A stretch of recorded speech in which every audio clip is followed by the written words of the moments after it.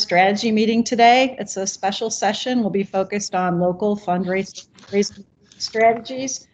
I would ask from a housekeeping perspective, if everybody could consider turning their video camera off and also muting just to make the, optimize the meeting.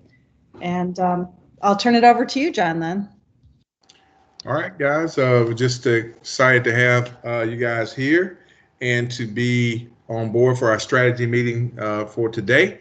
We have two lovely ladies with us. Amy Waller is our regional CDO, Chief Development Officer, and we have Laura Vaughn. You know her. She's our Chief Development Officer. Is that correct? No? I think you just made me Amy's boss, but we're cool with it. That's all right. Works for me. I tell you what. All right. So, but guys, they'll be leading us through part of the presentation, and then they'll take us from here. But these ladies are familiar with our chapter. You know them, and we're one big team, and we're going to just kick it off and get through the meeting and get some understanding, get clarity as we get ready to leap into this year strategy meeting. So I think Amy, take it away, or Laura. I think Laura is guiding us and Amy is kicking us off.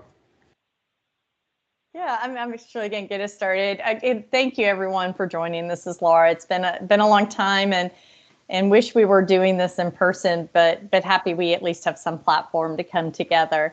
And we have a pretty robust agenda tonight and lots of content to cover. So before I walk us through the journey that we'll take together this afternoon, I first just want to say we may not get through all of it. That's okay. We may have to parking lot a couple of things if that maybe need more unpacking or a deeper dive, and that's all right. This is the beginning of what will be a continued conversation as we continue to work together under John's leadership and Peg's leadership and all of you to raise money to support the mission for which we all love. And as you all know, that it's our responsibility of all of us as family, as in the American Red Cross, to prevent and alleviate that human suffering in the face of emergencies. And we do that through mobilizing the power of volunteers and the generosity of donors. And that's what we'll be talking about tonight, is how can we continue to leverage the visibility of that mission to inspire others to support the mission that we do love. We've already started off. John and Peg, thank you for welcoming us. We're then going to lead into, Amy's going to provide a fundraising update to you all this evening, both on a regional and chapter level. I'm then going to walk us through roles and responsibilities very quickly as we move forward, and that's in the realm of fundraising. So, what is the board's role in terms of fundraising? What is John's role? Because, as an executive director, what is Nicole Brooks' role, as you all know, as our regional philanthropy officer in West Tennessee? And then where do Amy and I come into play with all of that? We're then going to turn it over to Mr. Johnny Gross. He's going to provide some insight and what is a great plan. I'll give a little more context to that in terms of the bowl ball. We know, given our unique environment, we've had to cancel what it traditionally looks like. But Johnny has, I think, some great ideas to share with us this evening on how can we still inspire the support of those for which have attended the event for so many years. Amy, then we'll turn it back over to her and to talk through what are some thoughts and ideas of you all in terms of leveraging home fires. So she's going to give a little foundational information in terms of what that looks like in the chapter, what are some available resources already, and then turn it over to you all to really engage in kind of a brainstorming conversation. Or what can we be doing more to really help tell that story of home fire here in the Mid-South market? She'll then pivot over to me, and I'm going to give a little more conversation around sickle cell. That's not a conversation we've had a lot until recently in our organization. We're doing a lot of work in that area. And again, think it's a great way which we can engage partners and donors to support in our Mid-South community. We'll end with next steps and decide together as a team, where do we go from here, and what are some action items and tools and resources that Amy and I need to continue working on to best support you all. With that, Amy, I'll turn it over to you to provide the fundraising update and any additional comments you might have. Great, thanks, Laura. And really appreciate the time of everyone on the call today, and we'll provide some high-level conversation around where we are as a region and chapter from a fundraising perspective. Following this meeting, John, if you don't mind, we'll go on and I can share out the most recent financials so that everyone has a little bit more of that detailed look from that regard as we closed out the month of September. And so what I wanted to start on is our regional fundraising goal is $9 million for the current fiscal year. That number includes about $30,000 in incremental increase, which we received earlier this year. It does not include the next incremental increase that we are about to receive. And I think most everyone on the call has been exposed to the term incremental increase in the past, but just for your all's awareness, when we do our budgets each year, we budget for those disasters that fall in the level 1, level 2, I'll call them the local home fire types of disasters. When we move up to a level 4, which is $250,000 and up in cost, and beyond, then those disasters are not budgeted for, which is why you see so many emails and so many different calls to action during times of need as we've been working through this coming year, because we need to raise the money to overcome and cover the cost of those disasters. Where we are Q1 to date, our goal was 1.5 million. We are right at 1.3 million as a region, which is 88% to goal. Progress overall, the goal is 15%. We also have some outstanding commitments, which I think are important to share. Total committed to date is roughly 2.9 million. Of that, we have a tremendous board serving our organization across the region that's committed over $825,000 this year to support our mission critical services. In addition to that, we have a valued partner in the Mid-South chapter with FedEx. They have provided a good amount of in-kind support throughout the years, and this year is no different. To date, we have numbers you'll see on the next slide from a commitment standpoint, but committed going forward, we have about $350,000 on the table of committed in-kind from FedEx. And then from a managed donor standpoint, and so when we look at our regional philanthropy officers, they have I'll call it a target list of donors that they work with that tend to be annual sustaining donors, Tiffany Circle members, corporate partners that we work with day in, day out. We have a little over $350,000 in managed donor commitments as we approach the next coming month. That gives us progress to overall goal is about 32%. That's before we receive any incremental. With all the disasters that we have going on, I did want to give a little bit of transparency, and our proposed incremental target across the country is about $78 million, which is an astronomical number. Our division looks to be taking on about $8.5 million in incremental target. Traditionally, those dollars are split up, one based on impacted areas, and then secondly, based on our percentage of share of the divisional budget. Traditionally, Tennessee falls in that 15% of that number standpoint. So until we see how the impacted areas of Mississippi, Alabama, and Florida will come into play, if we just took that 15%, we're probably looking at across the region about $1.3 million in additional budget that we'll need to cover for the coming year. All that to say, once that information is in hand and we have that confirmed and able to share out, we will share that out accordingly. I will also disclose that that is at a regional level, not at a chapter level. We will work with our fundraising team, which includes our executive directors and our regional philanthropy officers, to assign out the major portion of those dollars across the region, and we'll share that detail out once we have that in hand. So if we move over to the chapter level, chapter fundraising goal at this point in time is $1.4 million, and to date we have received $450,000, or about 32% to goal. commitments. We're going to bring in that FedEx in kind again and share that we have commitments across the chapter network of about $480,000. Of that, $350,000 of that is in kind. Also, those board commitments that have not been received yet, I do want to say thank you to each of you on the call. $47,500 in existing commitments to date. And then on top of that, our managed donors, we have about $82,000 in commitments. So our overall progress to goal, fantastic job. We're at 65% progress to goal. Traditionally, we like to see ourselves in that 50% range by the close of the second quarter. So we're in a good position. If I were to look at prior to any incremental, our opportunity number to wrap up our target for the year is just under $500,000. And that includes Tiffany Circle donors, it includes sustaining donors throughout the year, corporate partners, in kind from FedEx, as well as our partnership with the local United Way. And guys, as I shared, I will share out a more detailed financial statement so that you can look at, where those numbers are driving. I did want to ask the group if there were any quick questions before we moved on to the next slide. Hey, Amy, it's Tom. Hi, Tom.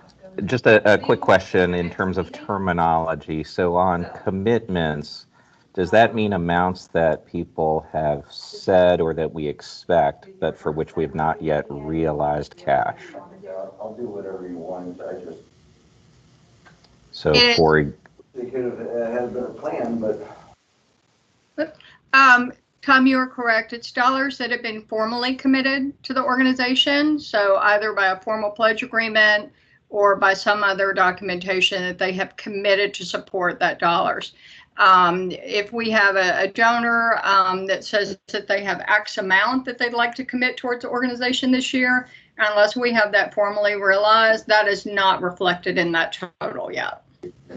Okay, and then I guess the other question of that would be where do you show or how do I think about what cash we have already received for the fiscal year? So cash already received for the fiscal year is showing under Q1 results. We have received $451,000 Q1 for the Mid-South chapter. Okay, and so that would be, and sorry, I get confused every time I look at this. No, you're fine. So that would include from corporate, foundation, board, and manage, right? It doesn't matter. It's just all grouped in the 451. It includes United Way. It includes any managed donors, corporate, individual, foundations, as well as community donations that come in across either the internet or through mail-in donations at the chapter. Okay, perfect. Thank you. That helped a lot. Oh, great. Thanks. Any other questions? Wonderful. Okay, Laura, I'll turn it back to you. Yeah, so this is probably not necessarily new information for all, but maybe a little additional clarity around the roles and responsibilities, especially as we've had some transitions and changes. So you all know, as members of the board of directors, we look to you all to leverage your relationships to ensure that we're poised to be able to raise the funds necessary to fulfill our mission.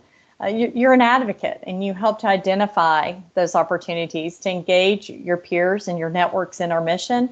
And then lastly, you support the mission through a personal contribution yourself. And like I said, none of that I'm sure is new to any of you all. It's kind of the commitment you made as you became a board member in the realm of the responsibilities you have in the fundraising aspect of your role. John, as you all know, as your executive director, he reports to Greg King. For those of you who have not met Greg, he's our Chief Operating Officer for the Tennessee region. He then has a dotted line reporting line to Amy as the Chief Development Officer. So when it comes to things fundraising, he's often working along with Amy. And then in terms of his role as a whole, reporting directly to Greg King. John works in concert with the board chair and with the philanthropy chair, so with Peg and Johnny, to provide fundraising call to actions to the board. And you all have seen those come through, such as like the board campaign, sound the alarm, or when we're looking for additional support for disaster responses, or much of what we'll talk about tonight as well. He also serves as the primary relationship manager to the local United Way with a few other managed donors. He provides fundraising updates to the board, so he's the one that would provide you the updates in terms of financials and how the chapter is doing.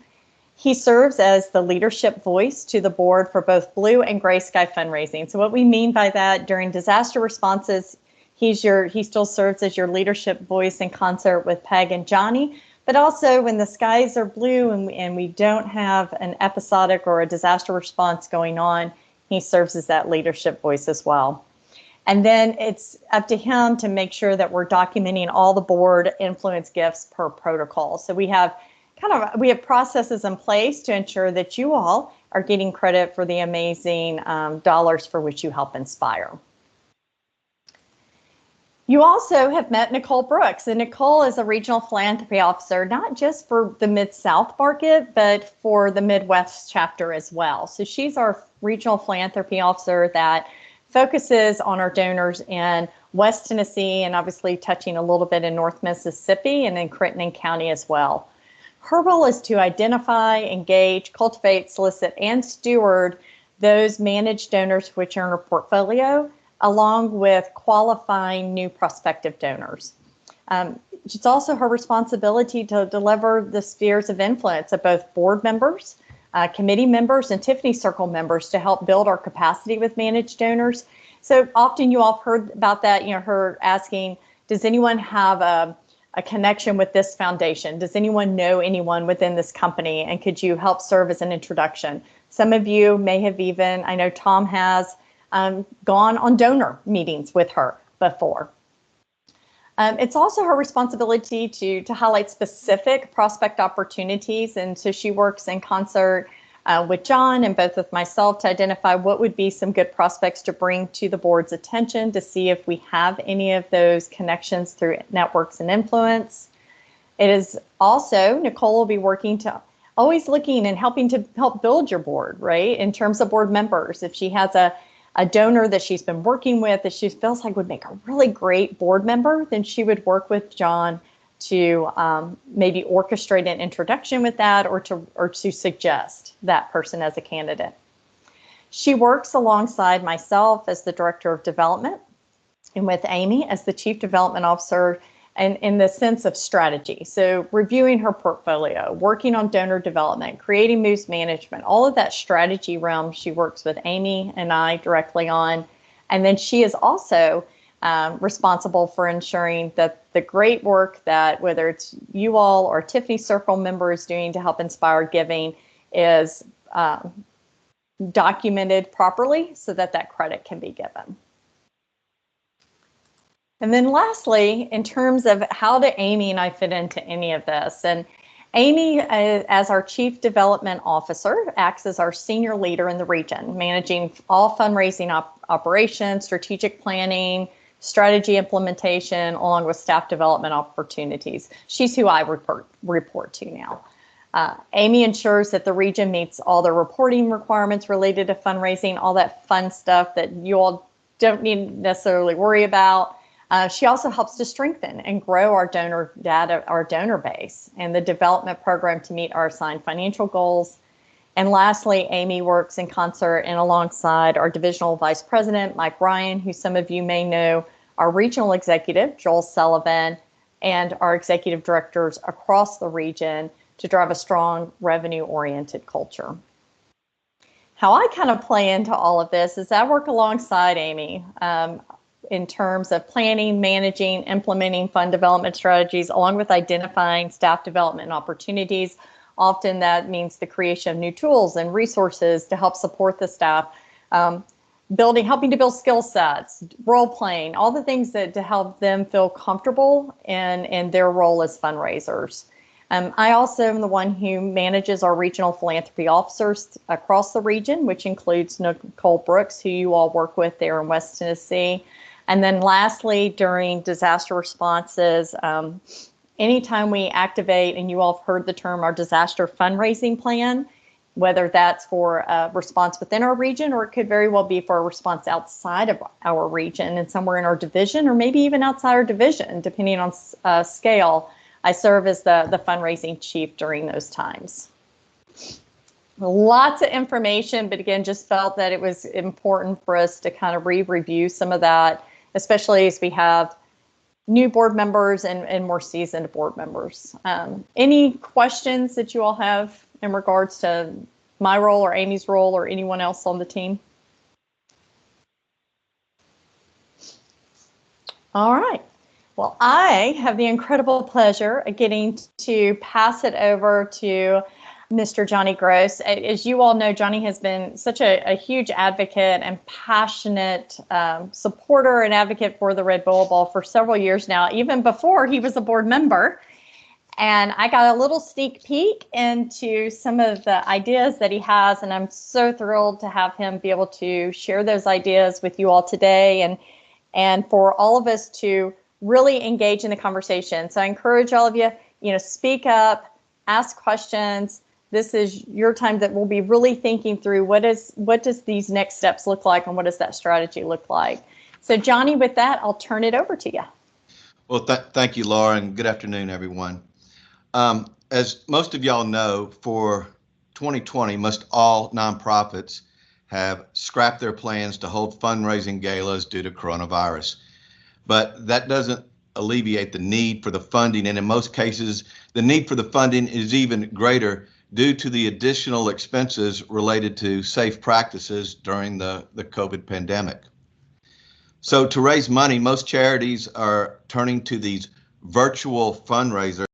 The public joins in on what is basically a glorified Zoom meeting where individuals, pledge donations and take part in virtual auctions. So my thinking as this year's philanthropy chairperson would be that we too would end up doing something along the lines of a virtual Red Boa Ball with people drinking wine from home and listening to testimonials from those who have benefited from our great work. We would have our auction just like we've had in the past years, but this year it would be online, kind of like eBay. And so in prepping for that, I have attended several of these virtual fundraisers from other nonprofits, and I actually had a meeting with one of their executive directors into some of the work and expenses that it took to put on such a production. And gang, I could tell you, this virtual event thing is more than our group can handle right now. And none of these organizations that have been doing it are even hitting their fundraising goals. People are not tuning into these things. They are not engaged, and therefore they're just not donating. So what I'm hoping our answer will be for the Red Boa this year is to throw the no-go Red Boa Ball. And with everyone's help, we can far surpass the net results of last year's fundraiser, which was about $58,000. Our goal this year, and I've just made this up, but it's our goal because I get to do that as the chair. But our goal this year is 80,000. We want 80 grand. That's what we're looking to do, and we're going to do it. We need to start with each of y'all on this call pledging to do at a minimum what you contributed last year through the purchasing of tables or tickets and the like. We need those who are not able to purchase a table last year to think long and hard about at least contributing $1,500 towards the event this year, which is the price of one of our cheaper tables that we've sold in the past. Additionally, what I am proposing is that we send out letters to people we network with, client list. I'm personally using my Christmas card list, a letter to all of our connections talking about the no-go Red Boa Ball. And after this meeting, some of you have seen this letter. I'm going to email it to the rest of you. I am going to email a Word document form of the letter whereby you can edit it to your likes for the target market that you might look to send it to. But I plan on sending this to about 200 people. It's going to talk briefly about our organization, the fact that I've served on the board for the last few years, that my wife KK and I are pledging $20,000 to be this year's presenting sponsors. I can tell you that I've been in contact with the other members of the philanthropy committee. I've had a few conversations with Peg, and last night I met about 2 hours with John Brown over this, and it pretty much has everyone's buy-in. I would like to add that on top of the $20,000 that my wife and I are pledging, that when Peg heard this, even though she has paid for her $10,000 contribution for Tiffany Circle, she's pledging another $10,000. Chris Webb has pledged, to come in at the $2,500 mark that he was in for last year. Gang, we're at $32,500 right now at an $80,000 goal, and if everybody does their part, we can do this. I'll be available for any questions. Once you get the letter, please take a look at it. If there's things you might want help with as far as editing to make it your own, I'm available. But basically, in a nutshell, that's what we're looking to do. You just got to identify your target audience with the people that you're going to address this to. As I said a little bit earlier, last night I was meeting with John Brown, and we were in a restaurant, and a friend of mine came up, and I introduced him to John, told him he was the executive director of the Mid-South chapter, told him I was on the board. Of course, he didn't even know that, and told him that he was going to be getting a letter from me, asking for a donation to the Red Cross. He responded that the organization he supports is St. Jude. And he told me that when I send him that letter, he wants me to include a check made out to St. Jude. And whatever that amount is, he's going to double for the Red Cross and send it. So I promise you, I'm sending $1,000 to St. Jude, and I'm pretty sure he'll be good for $2,000. But anyway, I bring this up because we'll have different opinions on this, and that's okay. But I think we should all be spreading our nets as far out as we can. The worst that anyone can say is no, and they're not going to say yes if we don't ask. So that's my position on that. But again, each board member can make up their own. In addition to my letter, you will see that I touch on some of the things that the Red Cross does, but it's not getting into the details with the toll the hurricanes, the fires, and the flooding that has taken on us. It doesn't say anything about blood drives. John Brown has agreed to put together some type of a summary for that we can include with our letters that hit that, whereas, the letter that I've kind of constructed is going towards friends, just saying, hey, this is a cause that I'm passionate about, and I'm asking you to support it. The one thing that this medium does not have is an online version, and that is where I would like to ask Nicole and Laura and Amy to come in and create a Facebook type of a posting that we can all share on Facebook personal, and if we have businesses that have Facebook, we could put it on there. Same with including that link in emails that go out. And at the end of the day, it would have a button where we can contribute and hopefully be able to maintain some type of a tally on the results of these donations, that they're coming in as a result of our no-go Red Boa Ball efforts.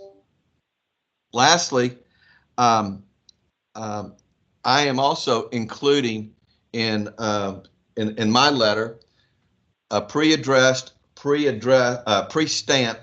envelope, and I'll mail you a copy of what that looks like also. But it's addressed to the American Red Cross, down on Madison, but it says attention, no go RBB. So hopefully when John and his crew get those checks coming in, that they'll know that this was a result of our efforts to raise money for our annual fundraiser. And I think that's kind of it for now. Again, I'll be sending this out for everyone's review. If you need help with anything, let me know. If you need help with labels, not the labels to all your target audience, but if you decide to insert one of these pre-addressed envelopes with your version of the letter, I can easily make the labels for you if that's an issue for you. And with that, I'll turn it over to whoever's next. Yeah, Peg, you got a little something to add? Yes. Thank you, Johnny. Thanks so much. You've obviously done a lot of thinking about this, a lot of creative ideas about how to do something differently in this environment that we work in.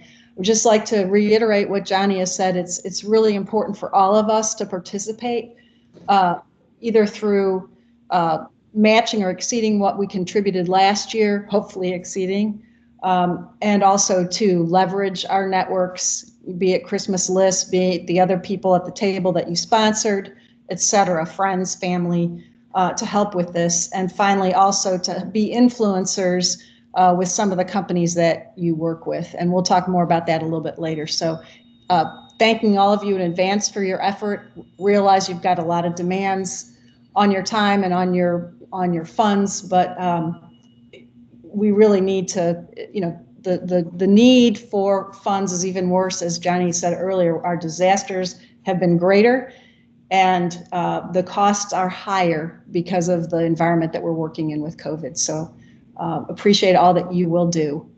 Thank you very much. Thanks, Johnny. Thanks, Peg.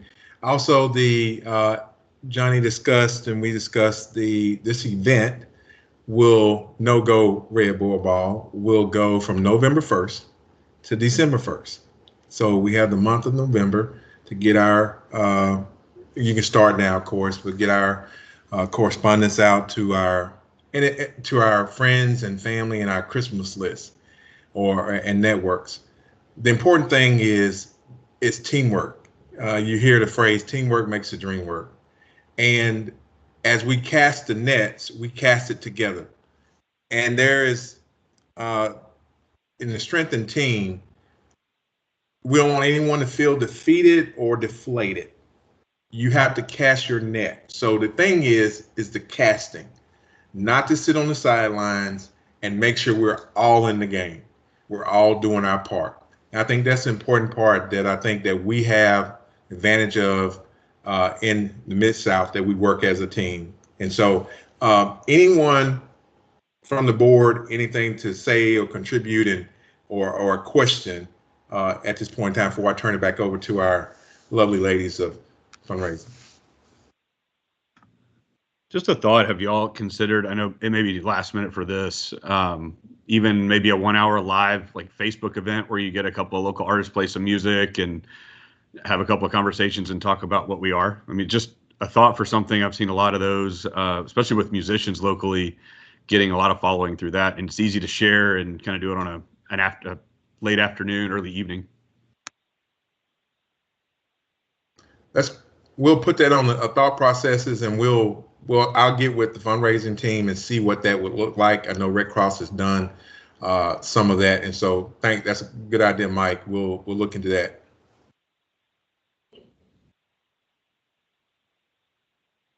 Anyone else before I turn it over? Going once. Hey, John, it's Frances. Hey, Frances. So two things that we had done for the SERVS event We did make sure that we have a donate button on our Facebook page, so it's very easy to get to. And we also recruited some younger people as influencers, and they got a lot of social media out there for us. So I think that that's something you may want to consider also. Great. I mean, yeah, we have been in, that's a great idea as well. And young folks at University of Memphis, or we'll look over that and talk to the team, make notes of that. That's a good idea as well. Thank you, Francis. Anyone else? Thank you. Going once, going twice. All right, Laura, I'll turn it back over to you and Amy. Thank you. Yeah, lots of opportunity there, and excited. And John, when y'all ready, I think we just sit down and we'll dive even deeper so we can kind of put all this into play. So I think it's a great idea, Johnny. We appreciate your leadership, and I know it's a lot for everybody to process right now. And so if you have additional questions, feel free to shoot them over to Johnny or to John. And like I said, I think now is the time to be creative. Now is the time to think outside the box, and appreciate everyone's ability and desire to do that. So I'm excited, and lots of opportunities. Next, what we're going to do is we'll dive into which can help support this conversation. And that is there's two what I'd call programmatic opportunities in the Mid-South market right now. So as you all are doing the reach out for this campaign and for other things that you might be able to add into the message, whether it's the work that we're doing around home fire, whether it's the work we're doing around sickle cell, where it's all encompassing of all the work that we're doing. And John, I'll work with you and make sure we put together something really visual for that impact report and the donation buttons. But I think having you all understand kind of what is the foundation of where we're at with those two opportunities, and what can we do to continue to leverage the visibility of that, which also leverages the visibility of our mission, which in fact then usually results in inspiring those to continue to give. And that's during this campaign and after this campaign and throughout the rest of the fiscal year. So with that, I'm going to turn it back over to Amy, and Amy's going to walk us through kind of the home fire story here in the Mid-South chapter, and then some opportunities that we have around during giving and others to highlight and lift that message. So Amy? Thanks, Laura. And guys, I'd like to share, following this call, tomorrow we will be sending out a survey to the board, just as follow up to this meeting. So if there are items that you would like to dig into a little bit deeper, content that you'd like a little more information on, again, we're doing such a high level overview tonight that there may be some additional content that we'd like to unpack with you. So be on the lookout, you'll get that. And I do encourage everyone to engage in that survey because it only makes us that much better. But I will share for a moment around home fire. And guys, you all are no strangers to this. I continue to be amazed by the work of the American Red Cross, and I am most tremendously impressed by the work that our volunteers do on the ground, not just across our region, but very specifically in supporting the Mid-South market. And so if you would humor me for a moment, I did want to walk through some of the statistics for this past fiscal year, because I think some of them are extremely compelling and help tell our story as we do our outreach in the coming weeks.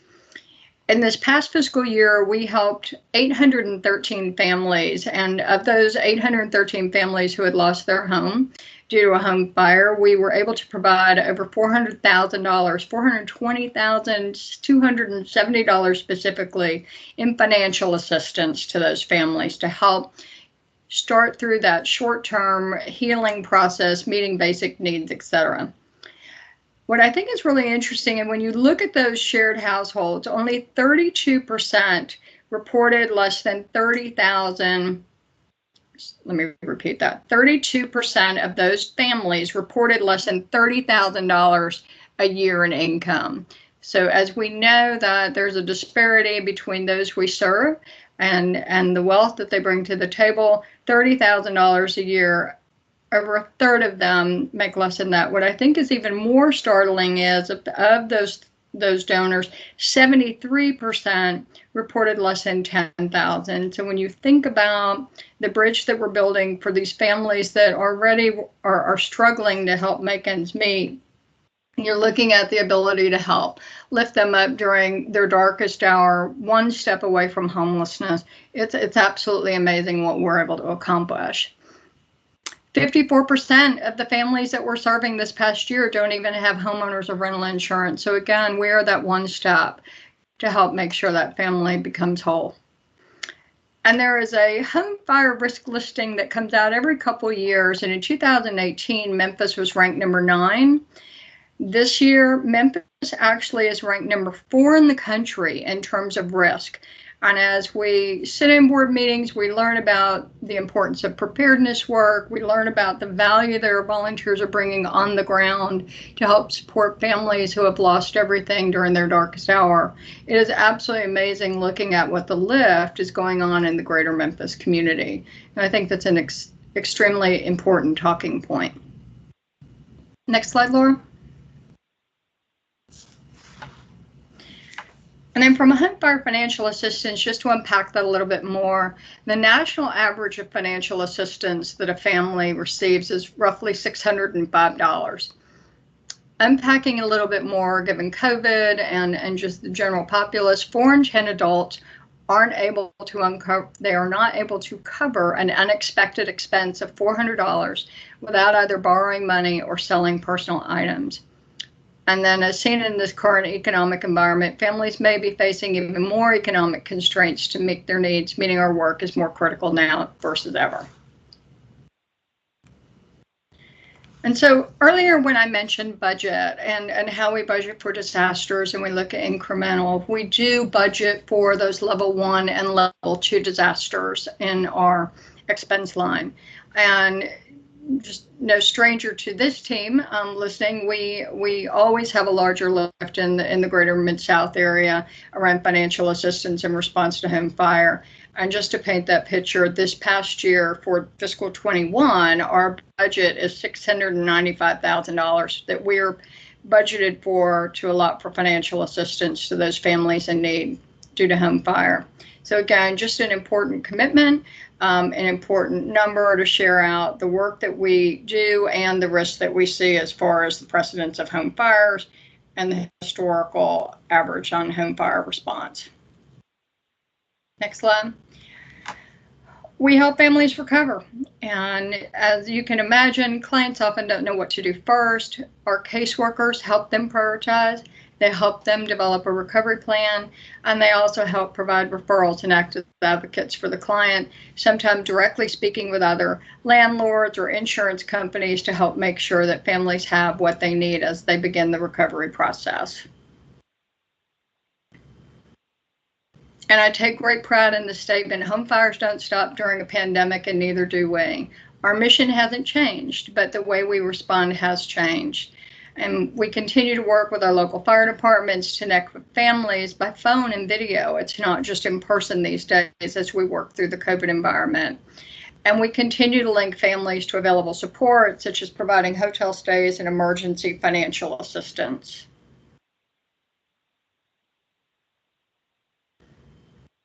And so before I walk through Year in Giving, just wanted to see, are there any initial questions? I know we provided you all with a pretty long white paper around home fire, and I wanted to highlight some of those top points. Are there any questions around home fire response that the group may have this evening?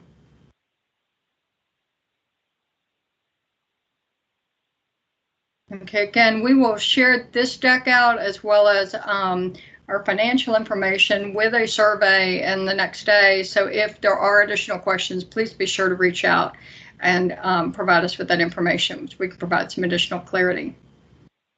So I want to take a moment, so take a step back for a moment from Red Boa Ball or the No Ball, however we want to talk about that. And this is the time of year that we as fundraisers focus on Year in Giving.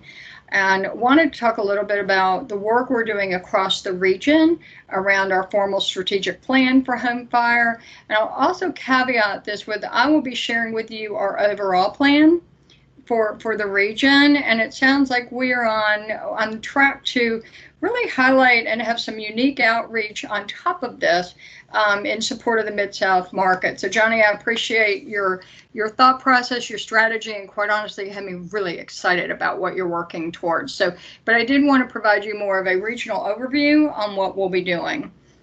And to help unpack a little of the why behind that formal strategic plan, I'll assume that several of you are aware that nearly 1/3 of all annual giving to nonprofits occurs during the month of December. And some of you may actually be able to note that by the mail that comes into your mailbox during that last month of November and December as far as appeals for support. I think it's interesting to share though that 12% of all giving happens in the last 3 days of the year. And this past year, that was on December 30th and 31st, actually, where we saw our highest lift of funding. More than a quarter of all nonprofits raised between 26 to 50% of their annual funds from their year-end asks. And I will share with you from a regional perspective, our largest budget portion of the year is our second quarter, falling in the October-November timeframe. And December is the largest month of our budget for the year. We've also seen that volunteers are twice as likely to donate as non-volunteers. And nearly 60% of nonprofits make 1 to 3 donor touches for their year-end campaign.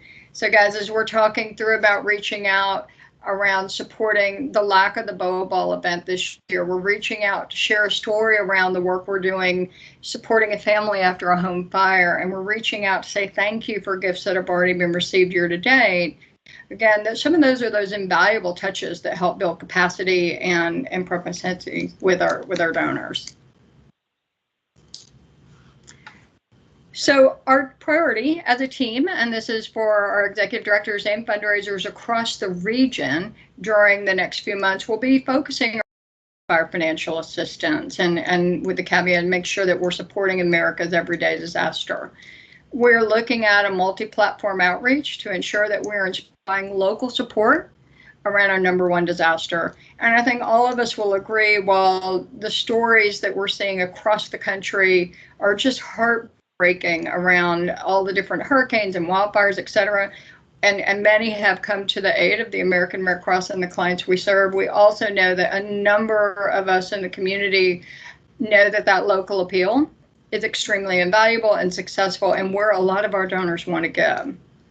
So just to unpack a little bit, what we'll be looking at on a regional level is our fundraisers, such as Nicole, will be focusing on making sure that all of our donors are given the opportunity to support during the year-end campaign. You'll see collateral coming out through email, media advisories, social media, to highlight the work we're doing, highlighting the opportunity to support. As done in years past, we will be reaching out to our boards to help support a thankathon, to thank those donors that have supported us generously in the past, along with the opportunity to support again during the holiday time. And I do think we have a unique opportunity, given the touches that Johnny has highlighted today, to see how we can best incorporate this type of strategy and the outreach that you all are looking at doing in support of the BOA Ball. And then we'll have a regional website from a giving platform standpoint, very similar to a website that can take donations for the event that we just discussed a little while ago. And then with our new giving platform, not only can we take donations on the website, we can also utilize a new feature where there's a text to donate feature. And yes, Johnny, we can actually do that text to donate for the opportunity that you discussed as well. So we'll definitely unpack that a little bit more in greater detail after this meeting. There are a lot of different ways we're looking to support, a lot of different ways that we're looking to get the message out, and nothing is more important to us at this point in time than making sure that our communities have the resource and support they need. And then just to really get into the nitty gritty, I wanted to share you just real quick what our year-end giving timeline looks like. Our donors have the opportunity to learn a little bit more, starting as we rolled out a couple weeks ago with our toolkit. Our team focused on rolling out the toolkit. We are starting our year-end solicitation of year-end gifts across our region. Our fundraisers will be joining hand in that second week of November to schedule time on their calendar to really just get focused and make those calls, not get caught up in the emails, not get caught up in the minutia of the day-to-day administrative side of their role, but really setting time aside to work on connecting with their donors. One of our key pivot points as we kick off year-end giving tends to be around daylight savings time and our ability to share the message of test and turn, and that falls on October the 30th. And it's a great reminder to make sure that we're all making sure our smoke alarms are in working order, and it gives the opportunity for some presence around preparedness touches as well as the opportunity to support. You'll notice that we have the opportunity to push through all the way through the end of the year for our social rally that will fall on December 30th and 31st.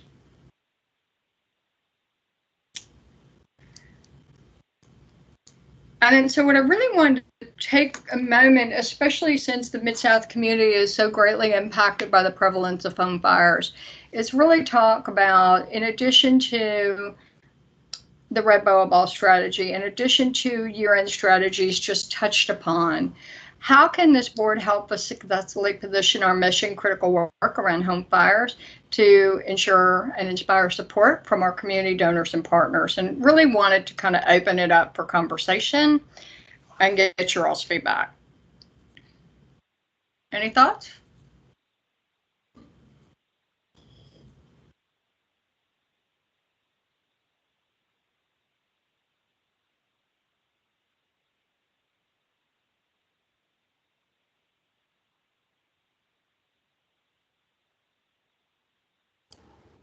Come on, guys.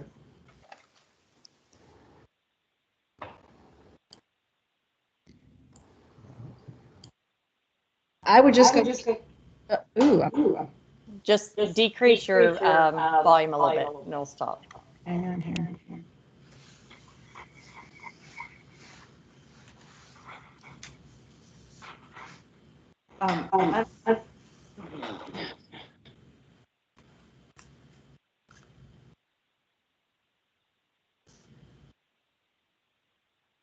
Okay, well, Laura, I think what we can do is we can continue on our conversation, and guys, we'll make sure that in our survey we put the opportunity, if there are any additional thoughts or touches you'd like to see included, we'll definitely be sure to unpack those in greater detail.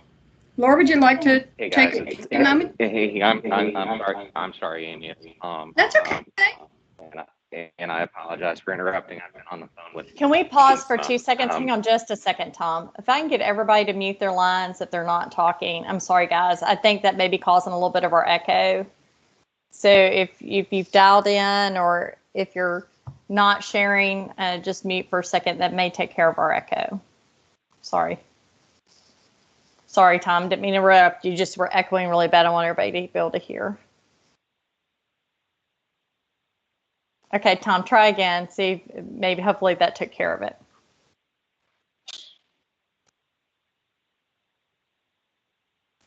Tom, now you're still on mute. You'll have to unmute.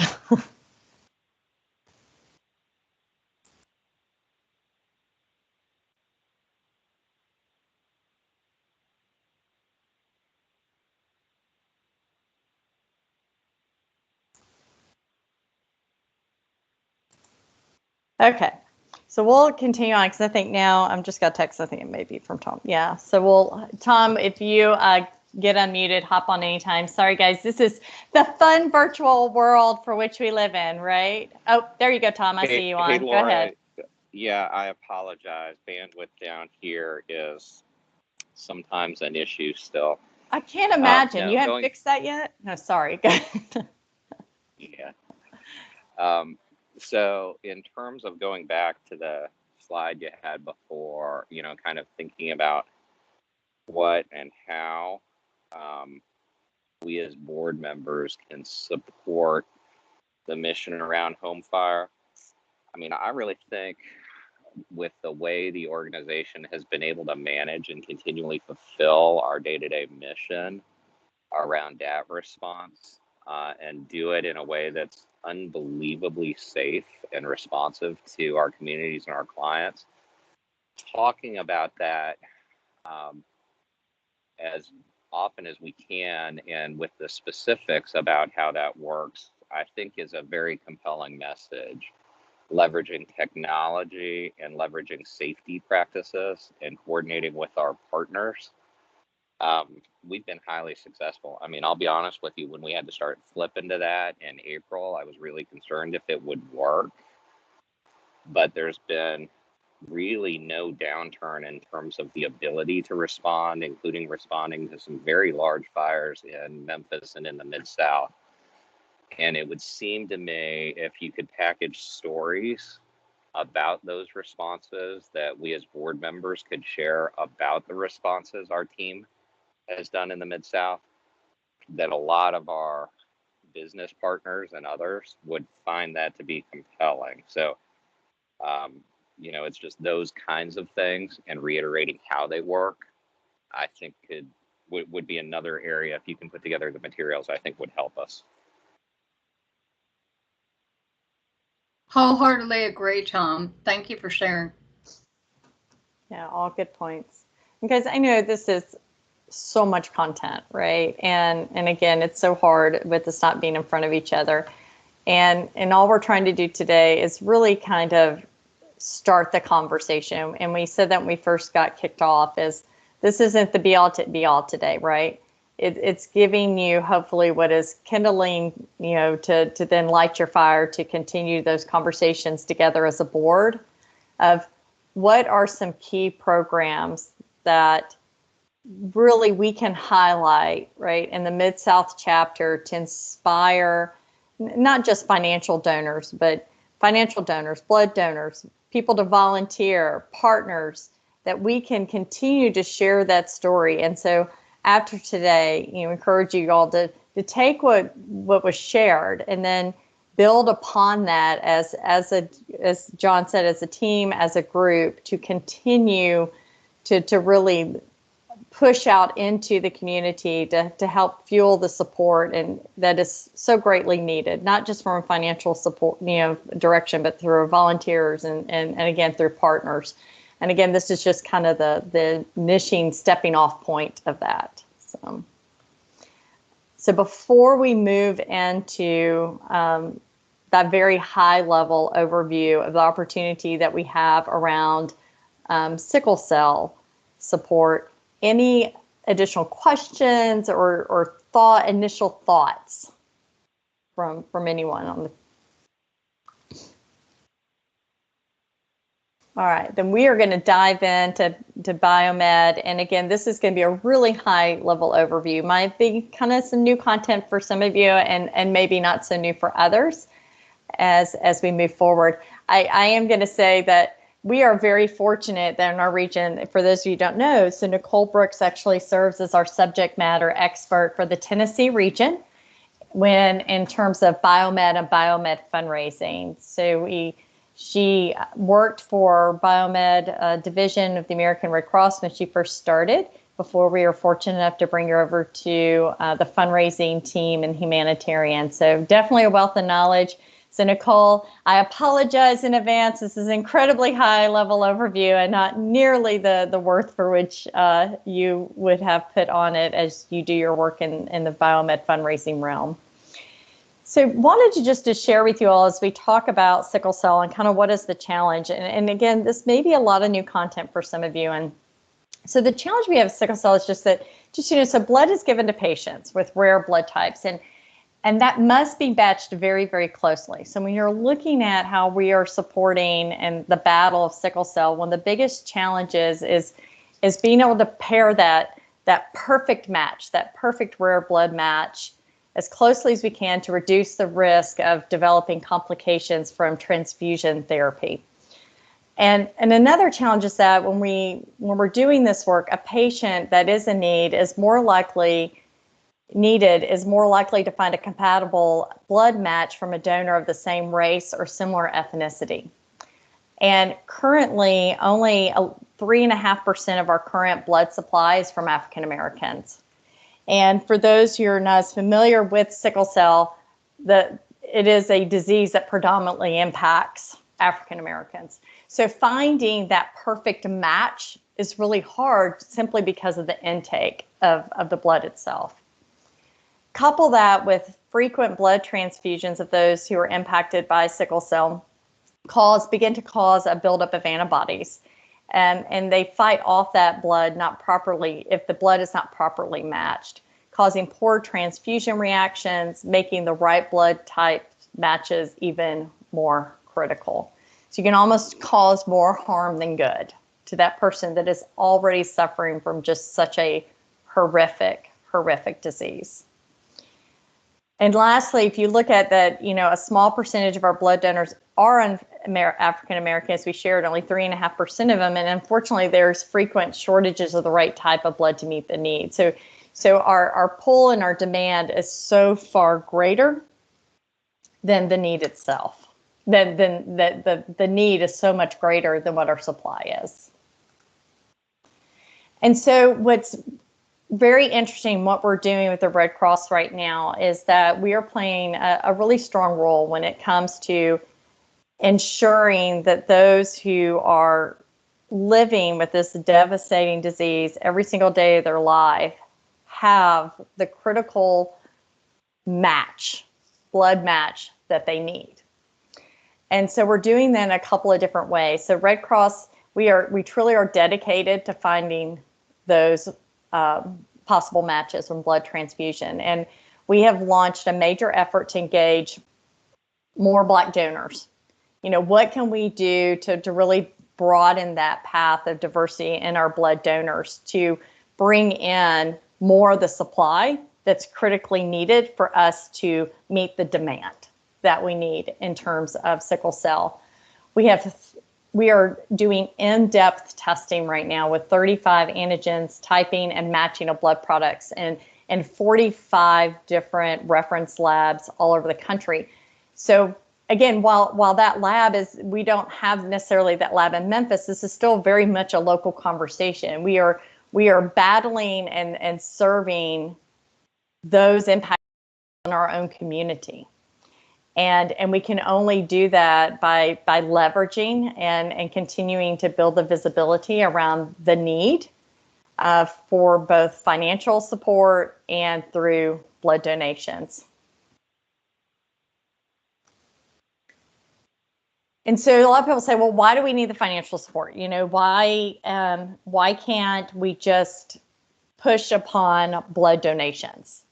And well, the blood donation part is really critical. And what's even more critical about that is often blood donors become financial donors, right? And become volunteers. So again, we're continuing to build that pipeline. But to just kind of put all of this into perspective, in FY19, we provided 160,000 units of blood for people with sickle cell disease. The American Red Cross did 160,000 units. We conducted over 100,000 in-depth of those testing that we just talked about to make sure we can identify that perfect match. We manage a donor database of blood donors in our Sickle Cell Fighters program, which includes 22,000 repeat blood donors.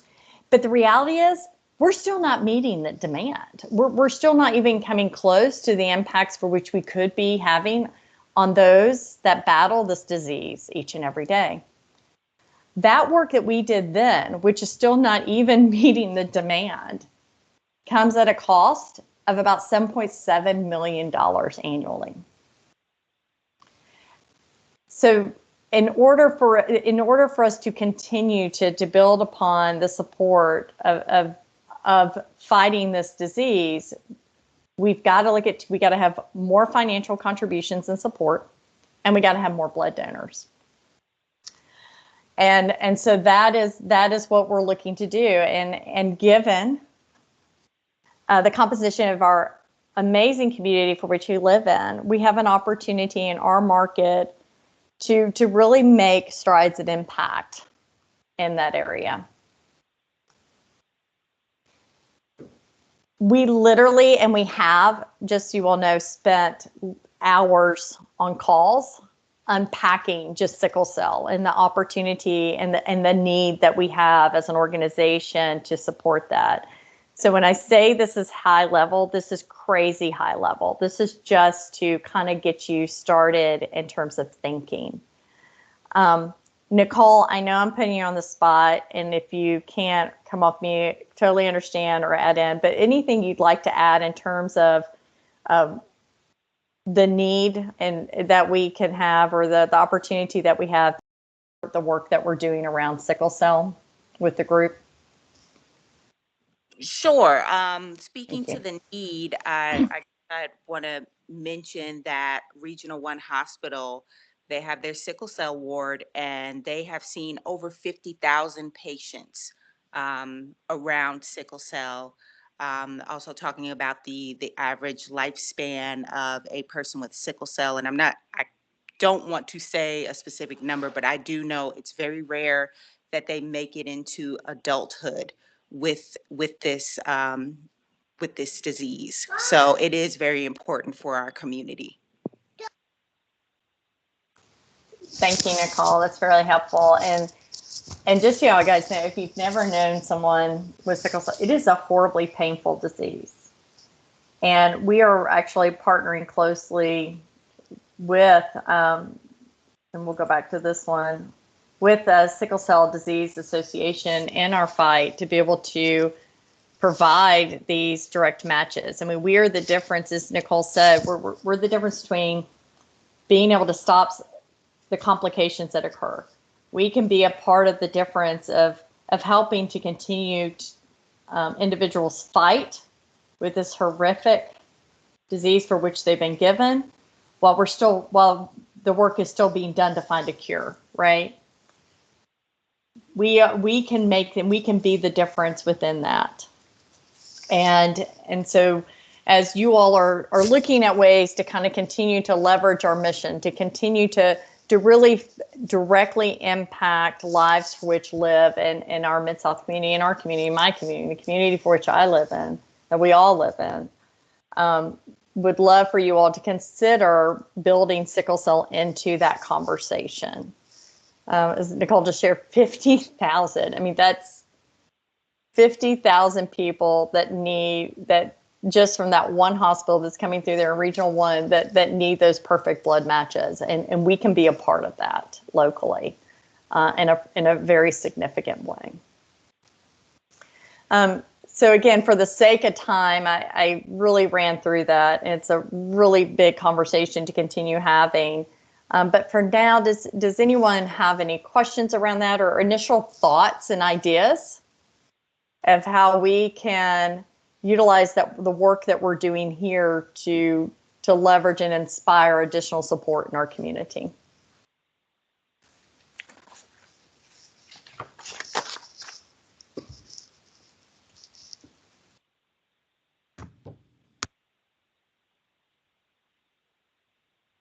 Heard someone.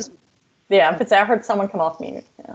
This is Peg. One thing that was coming, I was actually jotting down a note, and I'm guessing that some of this work has already been done, but reaching out to some of the churches in the community and seeing about maybe having informational seminars coupled with a blood drive. I mean, I want, something like Brown Baptist down in Mississippi strikes me as a great place to get a lot of attention and focus.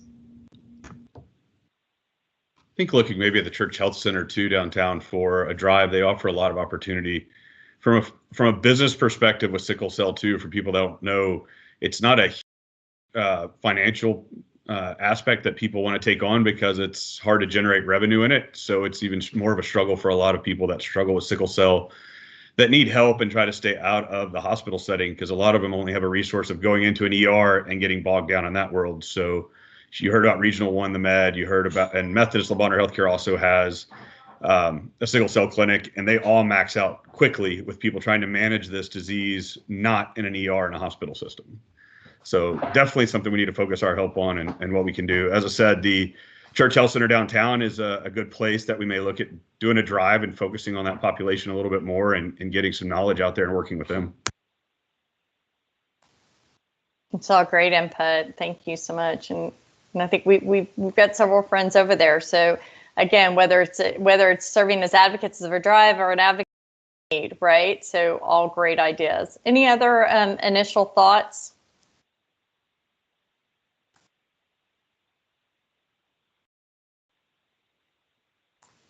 Wonderful. So I know, as you all were hosting the blood drives in the chapter on a weekly basis, and I know John's often looking for you all to push out amongst your networks, right? Think about that as you're doing that. How can we be strategically pushing this out to markets that we know that can support our fight within sickle cell? And are there ways for which we can tell the story, right? And the work that we're doing here. When we're doing that type of messaging? Is it, we're focusing on the year-end campaign, we're focusing on home fire, we're focusing on telling that story through the no-go red BOA ball.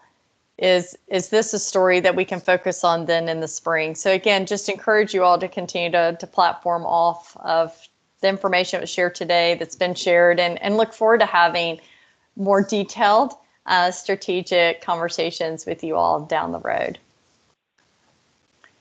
If no one has any other questions or even initial thoughts, I'm going to turn it back over to kind of our key takeaways and next steps. And this is where we're really open up. We'll be doing the survey as Amy shared, which obviously welcome your feedback through that path. But also in terms of defining more detailed even next steps. I know, Johnny, we've got several things we need to follow up with you on, and we will, but any other points? And then Amy, I'll turn it over to you as well for closing comments.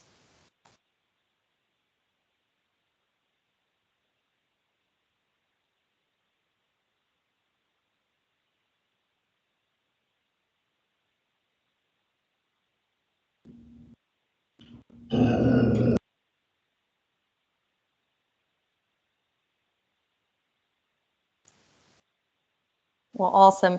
I know it's a little daunting, right? When we are an hour and a half is a long time, and truly for me, I'm just incredibly grateful for the opportunity for you all to take the time out this afternoon to come together to think about how can we continue to broaden our path, how can we continue to leverage, and while yes, the conversation's about fundraising, it's so much more than that, right? Because the work that we do to spread our story, the work that we do to continue sharing our story around the great work of this mission only then inspires other areas. So it's not just fundraising will inspire from this and for people to give financially, but that will then trickle into other areas as well, as you all well know. And whether that's partnerships, whether it's volunteering, new board members, new members to the team and to the family, it only continues to inspire from there. So thank you again for the conversation this afternoon. Thank you again for the work that we will all continue to do together. Amy, any additional thoughts? I think just closing and appreciation for everyone on the call today. Tom, thank you for joining us while you're deployed. Your dedication continues to blow me away. And Johnny, your voice and leadership around the Red BOA Ball, really do appreciate everything you bring to the table. Very thoughtful approach, and I look forward to putting that plan into action. Peg, thank you for your leadership. Mike, you contributed today in the call. Want to thank you, as well as Francis and everyone else on the call. I think looking at the opportunity that we have to share our story, we know if we share the story, right, Tom, that the money comes.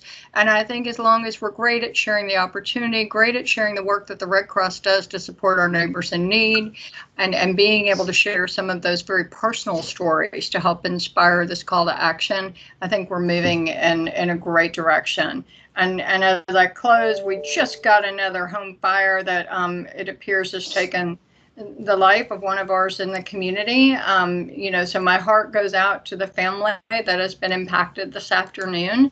And I thank everyone on this call for your leadership that you bring in ensuring that we help support this family, as well as the hundreds other that we serve throughout the year around home fire. John and Peg, I'll turn it back to you guys to close.